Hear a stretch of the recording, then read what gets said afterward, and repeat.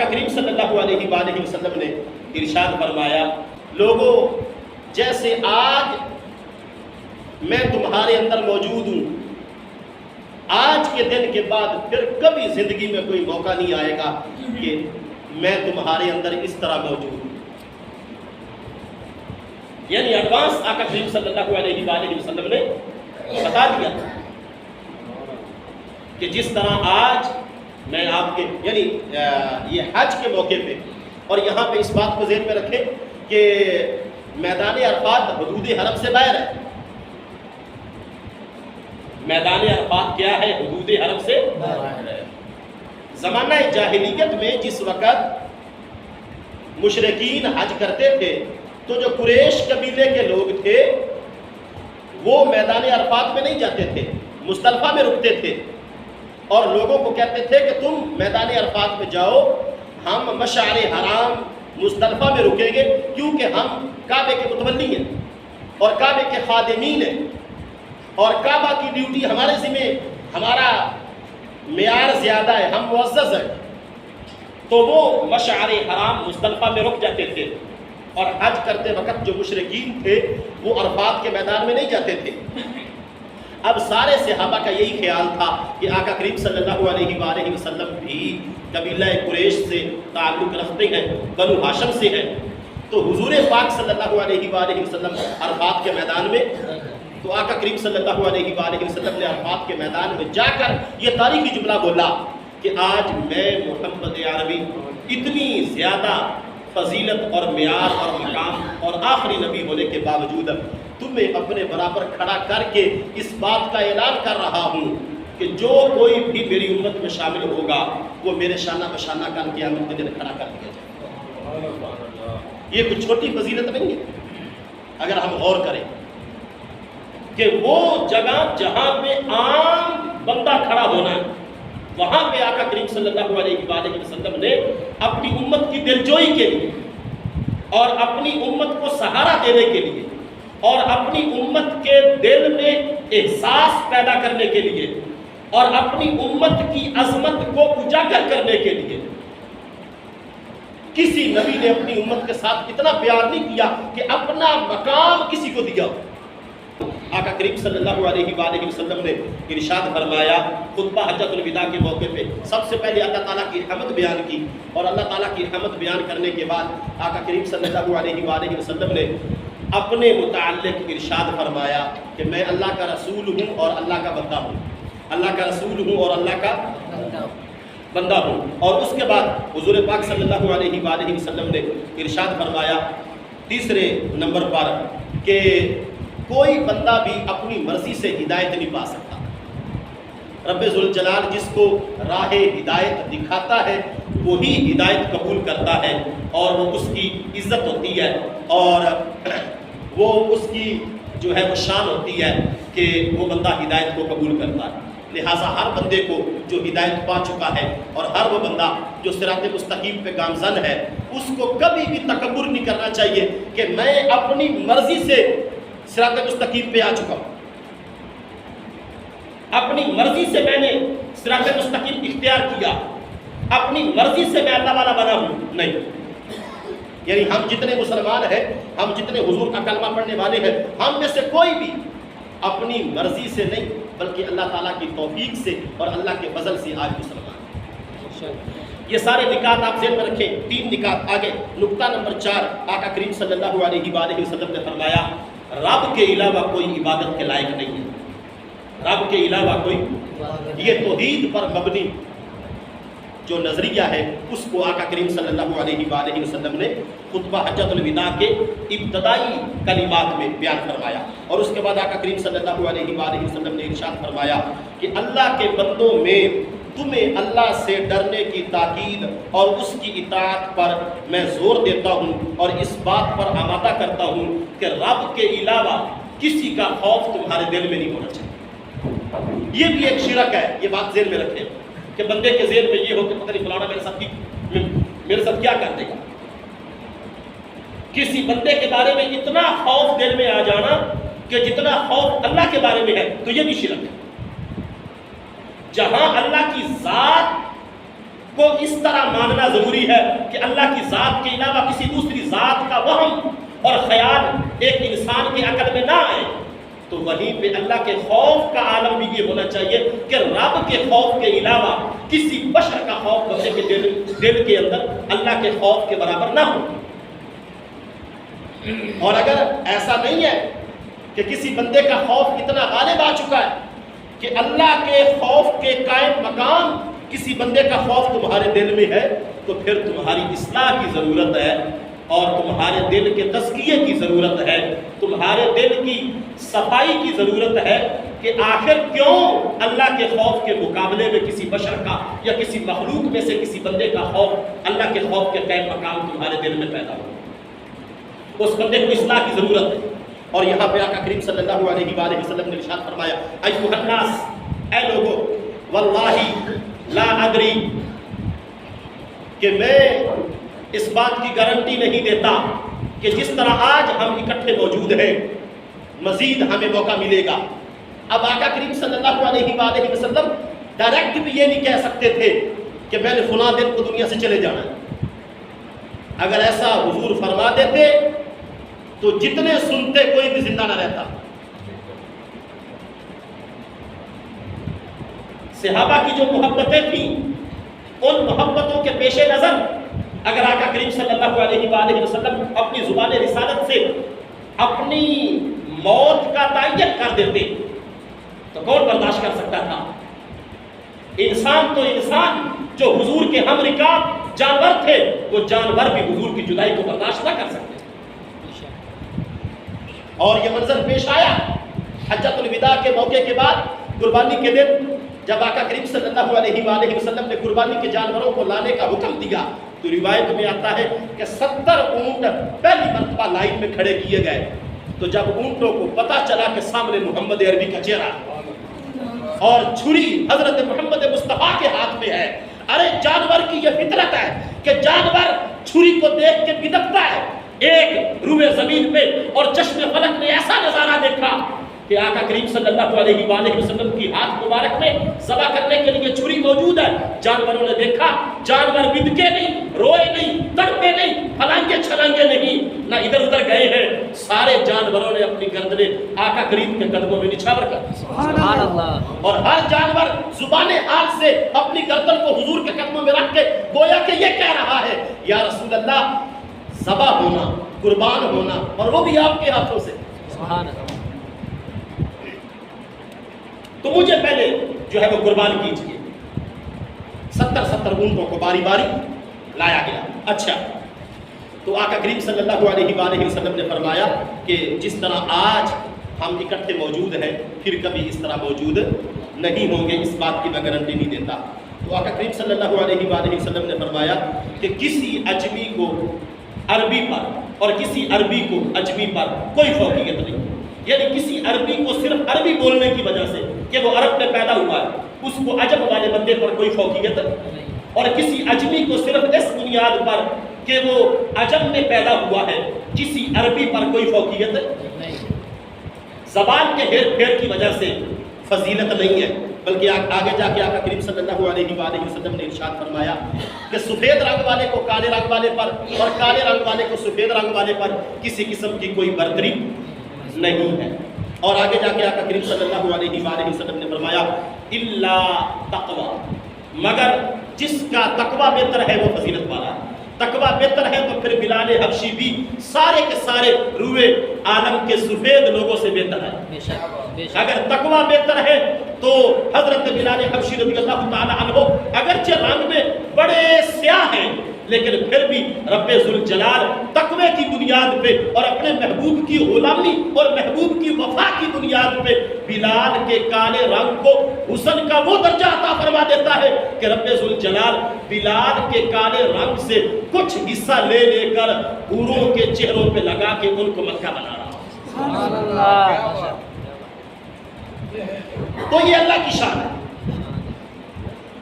کسی گورے کو کسی کالے پر، کسی کالے کو کسی گورے پر، اس کے رنگ کی وجہ سے یا اس کی زبان کی وجہ سے۔ اور یہاں پہ ایک وہ ناسور جو آج بھی گندے کیڑے کی طرح ہمارے ذہنوں میں موجود ہے، بالخصوص ہمارے کئی لوگ بات کرتے وقت ٹچکر کرتے، تانا دیتے، او فلانیاں، او ٹمکانیاں، او ڈوما، او مسلی لیٹے کہتے ہیں. یعنی جنوں رب چنگی قوم وچ پیدا کرے چاہے وہ اگلے بندے نوں بندہ ہی نہیں سمجھدا. تو خطبہ حجۃ الوداع کے اندر جو نقطہ نمبر 5 ہے، کئی بندے نا گال کٹ دے کسی کو فلانی دیا تنہا دی قوم پورنی. تو آقا کریم صلی اللہ علیہ وآلہ وسلم نے فرمایا یا ایھا الناس اتقوا ربکم الذی خلقکم من نفس واحدہ وخلق منها زوجها وبث منهما رجالا كثيرا ونساء واتقوا الله الذی تساءلون به والارحام ان اللہ کان علیکم رقیبا.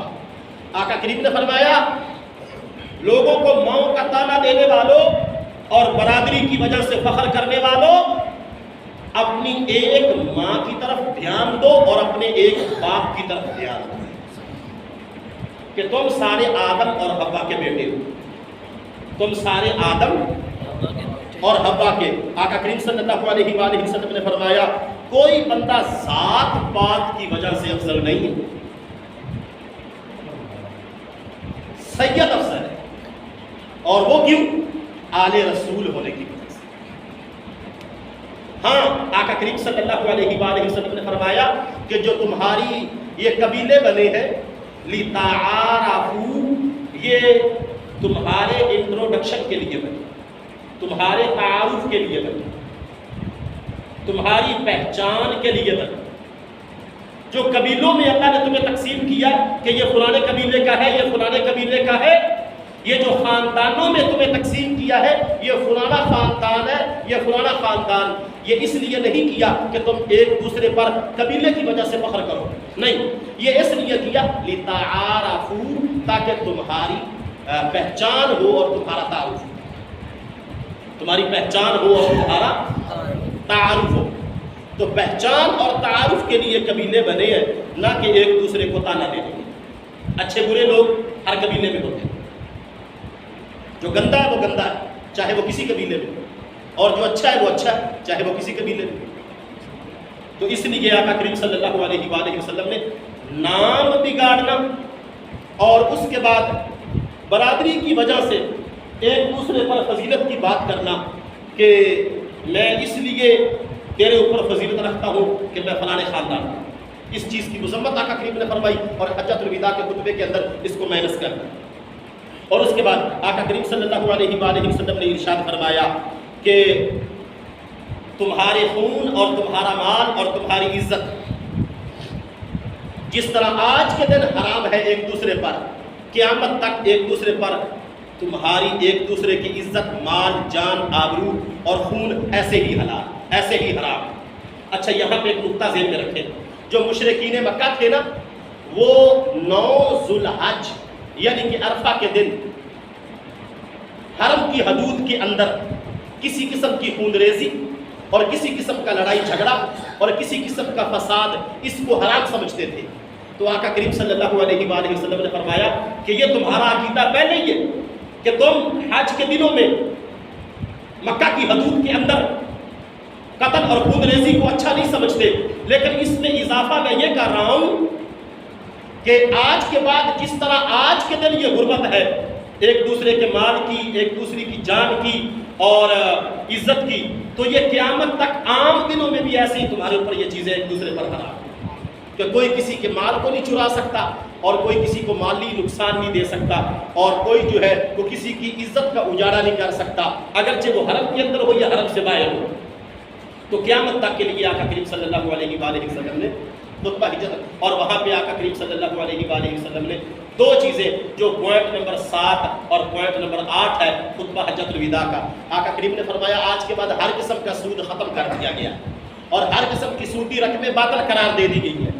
اور یہاں پہ اس بات کو ذہن میں رکھیں کہ جس وقت یہ آقا کریم نے سودی کاروبار کے باطل کا حکم دیا، حضرت عباس جو آقا کریم کے چچا تھے ان کی لاکھوں کے حساب سے رقمیں لوگوں پر واجب الادا تھی، یعنی وہ سود پہ پیسہ دیتے تھے. دور جاہلیت میں اسلام لانے سے پہلے سود پر رقمیں دیتے تھے تو لاکھوں سے زیادہ ان کی رقمیں ایسی تھیں جو لوگوں نے حضرت عباس رضی اللہ تعالیٰ عنہ کو واپس کرنی تھی. تو آقا کریم صلی اللہ علیہ وآلہ وسلم نے فرمایا ہر قسم کے سود کو میں باطل قرار دے رہا ہوں اور اس کی ابتدا میں اپنے چاچے سے کر رہا ہوں. اس کی ابتدا میں اپنے. اب یہ بھی ہر ملک کے حاکم کے لیے اور ہر ایک قانون دان کے لیے اشارہ اور اس کو حکم ہے اور سبق ہے اس کو کہ اتنی دیر تک کوئی بھی قانون نافذ و عمل نہیں ہوتا جتنی دیر تک اس کی ابتدا اپنے گھر سے نہ کی جائے. آقا کریم کے چچا تھے حارث. کیا نام تھا ان کا؟ حارث کا بیٹا تھا ربیہ, ربیہ کا بیٹا تھا عامر. تو اس کا قتل ہوا تھا. ابھی دیت ادا نہیں ہوئی تھی, نہ بدلے میں قتل ہوا تھا. تو آقا کریم صلی اللہ علیہ وآلہ وسلم نے ارشاد فرمایا آج کے بعد ہر قسم کا عوض جو قتل کے بدلے میں ہے میں اس کو معاف کر رہا ہوں اور اس کی ابتدا بھی میں اپنے گھر سے کر رہا ہوں. میرے چچا کا بیٹا جو ربیہ ہے اس کے قتل کو میں عام معافی کا اعلان کر کے معاف کر رہا ہوں. تو شراب والا معاملہ, سود والا معاملہ, زنا, اور وہاں پہ آقا کریم صلی اللہ علیہ وآلہ وسلم نے تاریخی جملہ بولا. آقا کریم صلی اللہ علیہ وآلہ وسلم نے جہاں پر آفاقی نکاح بیان کیے اور انسانی حقوق کے لیے ایک بہترین منشور جو ہے اس کا اعلان کیا, وہاں پر آقا کریم صلی اللہ علیہ وآلہ وسلم نے عورتوں کی بھی پوری جو ہے حفاظت کی اور ان کی طرف بھی دھیان دیا. آقا کریم نے فرمایا لوگوں عورتوں کے معاملے میں اللہ سے ڈرو کہ تم کلمے کی بنیاد پہ ان کی شرمگاہوں کو اپنے اوپر حلال کرتے ہو. تو جب کلمے کی بنیاد پہ ان کا جسم تمہارے اوپر حلال ہوتا ہے تو تمہارے لیے ضروری ہے کہ 3 چیزیں مرد نے عورت کے لیے پوری زندگی انتظام کر کے دینا. ایک تو گھر کا, دوسرا اس کی خوراک کا, اور تیسرا کہ جس سے اس کی نسل چل رہی ہے اس کے جو کپڑے ہیں, اخراجات, یہ ہر قسم کا خرچہ جو ہے وہ مرد نے برداشت کرنا ہے, عورت نے برداشت نہیں کرنا.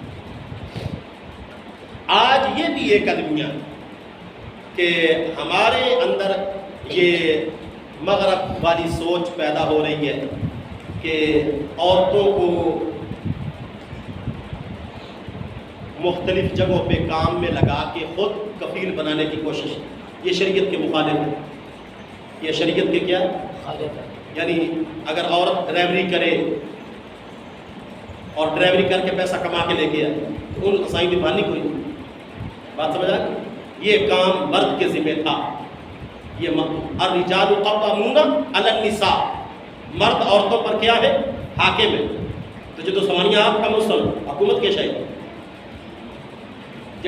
جیڑی سوانی آپ پیسہ کماوے جن کو 4 آنے آپتے ہو انہیں سائیں کتنے سننی, انہیں نہیں سننی بھائی, بالکل نہیں, ہو ہی نہیں سکتا. سوانی گھر چبار گئی نہیں تھے, کام خراب ہویا نہیں. فطرت کا یہ تقاضا ہے کہ مرد حکومت کرے اور حکومت اس وقت ہو سکتی ہے جب خرچہ پکا سارا مرد دے, ورنہ ہو ہی نہیں سکتا. گل سمجھ آئے. الرجال قوامون علی النساء, اس لیے حجۃ الوداع کے موقع پہ آقا کریم نے فرمایا عورتوں کی کفالت مردوں کے ذمہ, اور اس میں پھر خصوصی طور پہ, اور وہاں پہ آقا کریم نے فرمایا عورت اتنی دیر تک صدقہ نہیں کر سکتی جتنی دیر تک, اور اتنی دیر تک نفل نہیں پڑھ سکتی. کرنی تو اللہ کی عبادت ہے نا. اتنی دیر تک عورت نفل نہیں پڑھ سکتی جتنی دیر تک اس کا شوہر اس کو اجازت نہ دے. تھوڑی گل سمجھ آ رہی؟ سن دو پہ اچھا دھیان کرو. اور اپنے بستر پر عورت اپنے شوہر کے علاوہ کسی کو آنے کی اجازت نہ دے, یعنی اپنے شوہر کے بستر کو آلودہ نہ کرے, کیونکہ مرد کی یہ شان ہے وہ دنیا کی ہر چیز شیئر کر سکتا ہے, اپنی بیوی شیئر نہیں کر سکتا. بات سمجھ آئی؟ آقا کریم صلی اللہ علیہ وآلہ وسلم نے ارشاد فرمایا حجۃ الوداع کے موقع پہ اگر عورت نافرمان ہو جائے مردوں کو چاہیے کہ ان کو ہاتھوں کی مار مارے, ہاتھوں کی مار مارے, لیکن اس طرح نہ مارے کہ داغ بنے, اس طرح نہ مارے کہ اچھا مسئلے کو مسئلے کی حد تک سمجھیں, اس کو ذرا دوسری طرف لے کے نہ جائیں, اس کو مسئلے کی حد تک سمجھیں. تو یہ وہ سارے حقوق ہیں کہ جن کو آقا کریم صلی اللہ علیہ وآلہ وسلم نے حجۃ الوداع کے موقع پہ بیان کیا. آج کی بات کو یہیں پہ مکمل کر رہا ہوں. اگر قربانی کے بارے میں، کیونکہ میں نے کوئی موضوع بھی قربانی کے بارے میں بیان نہیں کیا، کچھ سوال کرنا ہے تو 1-2 منٹ میں کر سکتے ہیں. میرا بیان مکمل ہے. وآخر دعوانا الحمدللہ.